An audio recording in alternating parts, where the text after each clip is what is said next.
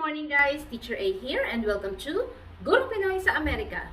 So for today, ang lesson natin ay solving quadratic equations using the quadratic formula. So marami tayong iba't ibang klase ng pag-solve ng quadratic equations. Meron tayong completing the square, factoring, extracting the root, and of course, yung lesson natin ngayon, which is very applicable kahit ano plang klaseng quadratic equation ang given. Okay? So, the formula is x, which is yung root natin, is equal to negative b, positive negative square root of b squared minus 4ac over 2a. So, paano ba to? Simulan na natin. Let's have example number 1. So, the given is 2x squared minus 7x plus 3 is equal to 0. So, first step, kailangan yung given natin ay nasa standard form, which means naka-equate siya sa 0. Naka-equals 0 siya. So, since ang given natin ay nasa standard form na, move tayo sa ating step 2. Step 2 is, i-identify natin yung values ng A,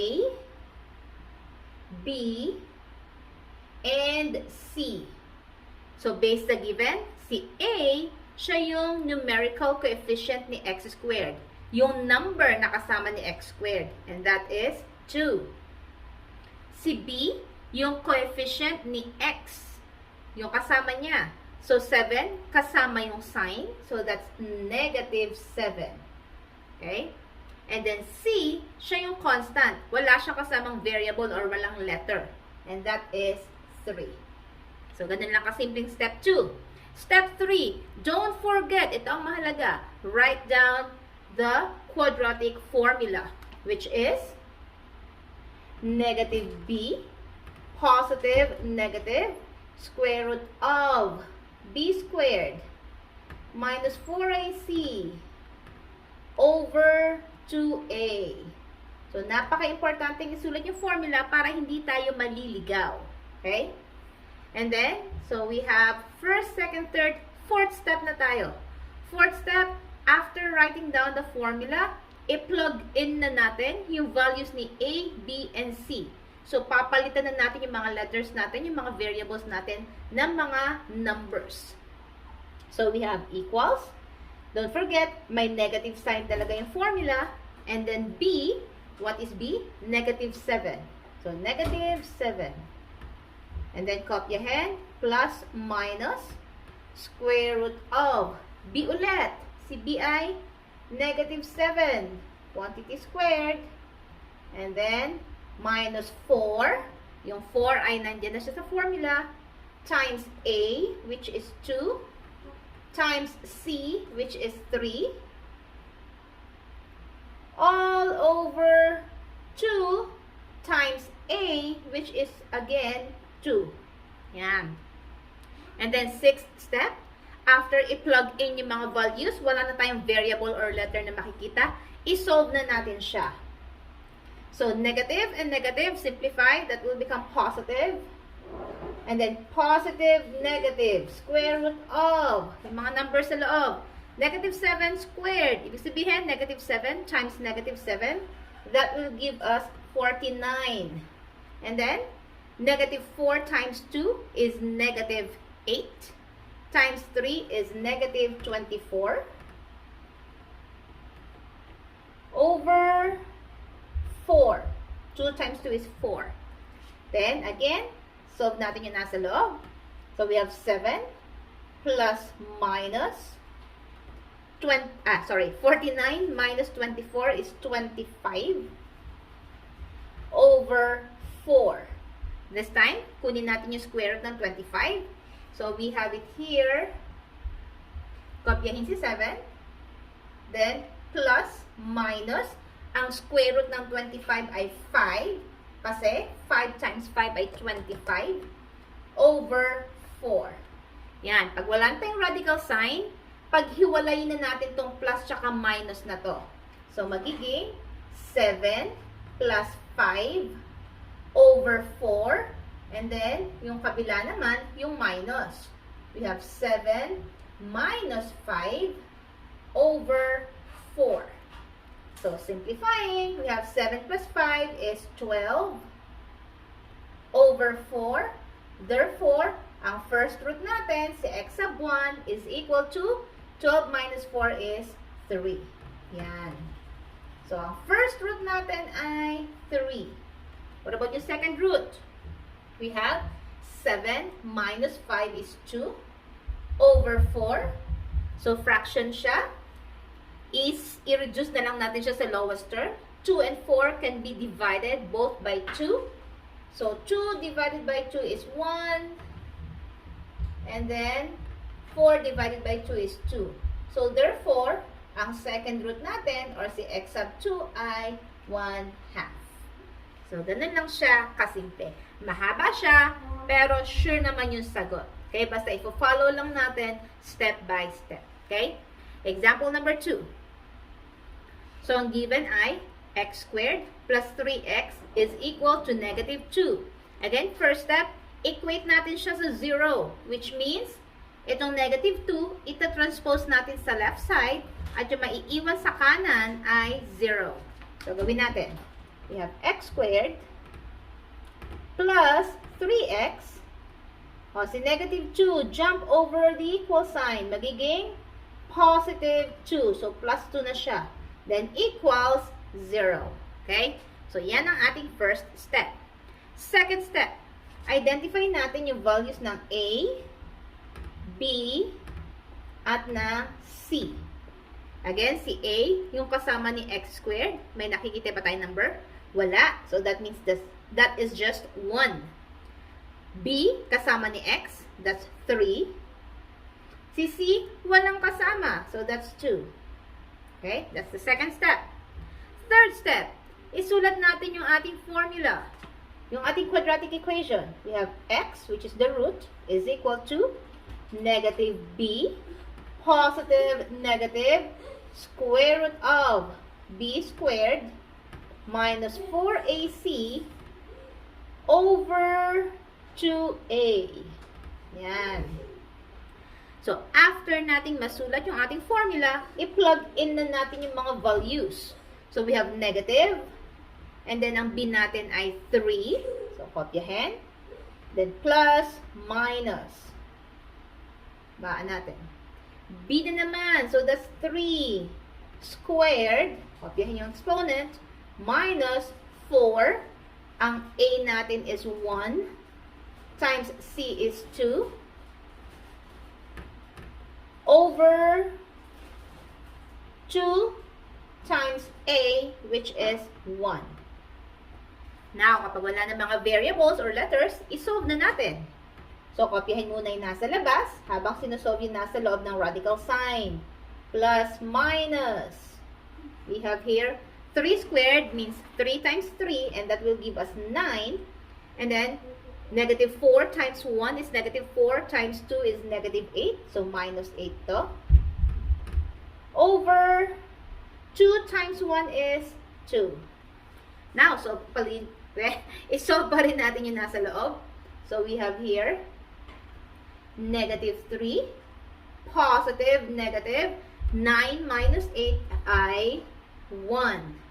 Over 2.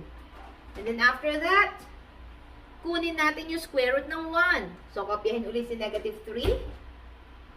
Positive, negative. Anong square root ng 1? That's 1. Kasi 1 times 1 is 1. Then, over 2. So, this time, paghihiwalayin na natin to. So, si x sub 1 natin, x sub 1 is equal to negative 3 plus 1 over 2. And then, si x sub 2 naman natin, yung second root natin is si negative 3 minus 1 over 2. So, solve natin, hiwalay. Negative 3 plus 1 is negative 2 over 2. Divide, negative 2 divided by positive 2 is negative 1. Therefore, ang ating first root ay negative 1.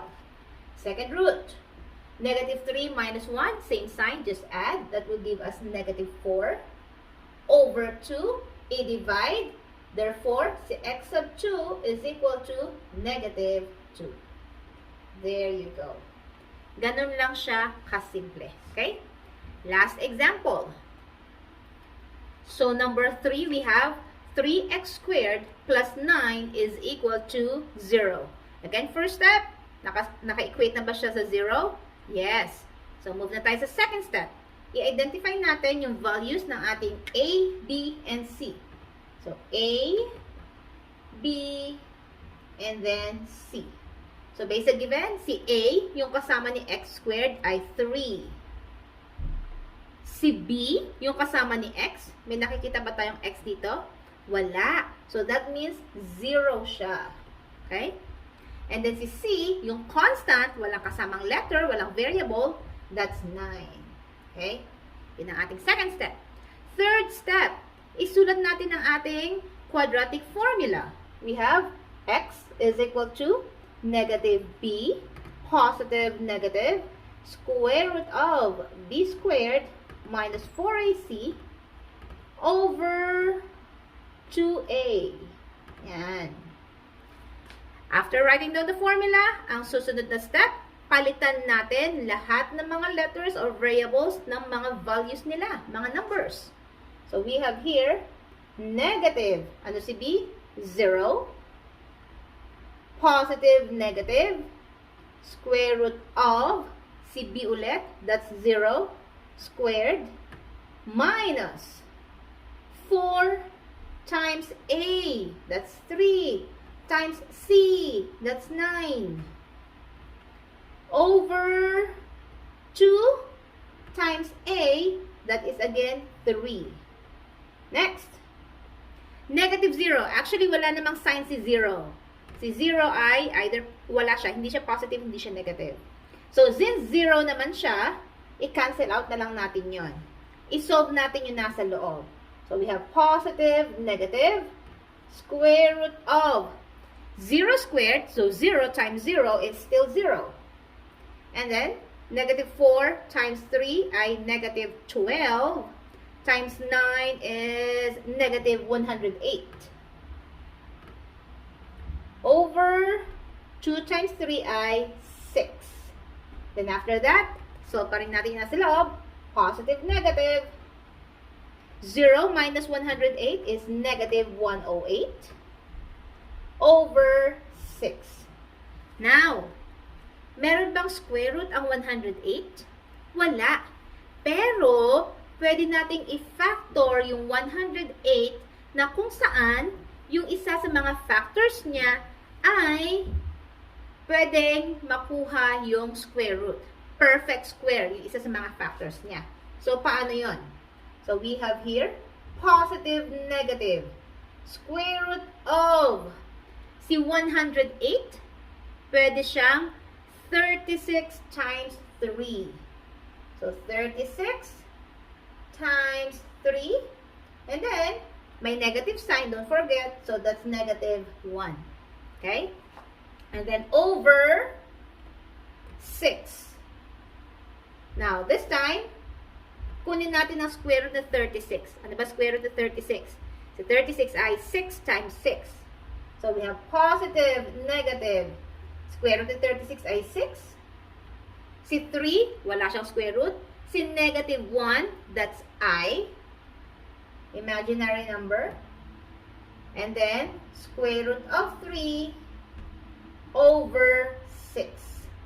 This time, paghiwalayin na natin to positive tsaka itong negative. Okay? So, ang ating first root is equal to si positive 6i.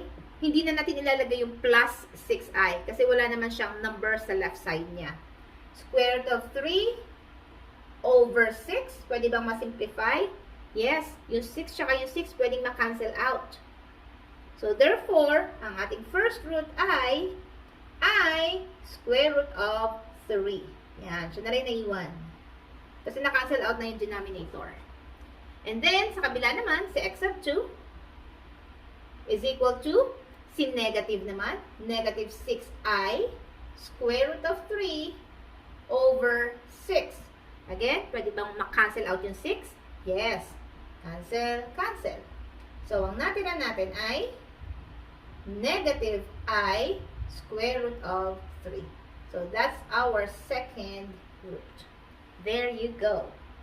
So again, kung nagustuhan nyo or nakatulong sa inyo ang aking video, kindly give me a like para share to ni YouTube sa iba. And please, if you are not yet a member of my community, I am requesting you to please subscribe para updated kayo sa mga latest tutorial videos natin. And like my Facebook page, Gurong Pinay sa Amerika, Teacher A, para pwede kayo mag-PM sa akin ng mga lessons nyo at pictures ng mga modules nyo para magawa natin ng tutorial video. Okay? That's it for today. See you on my next video. Paalam!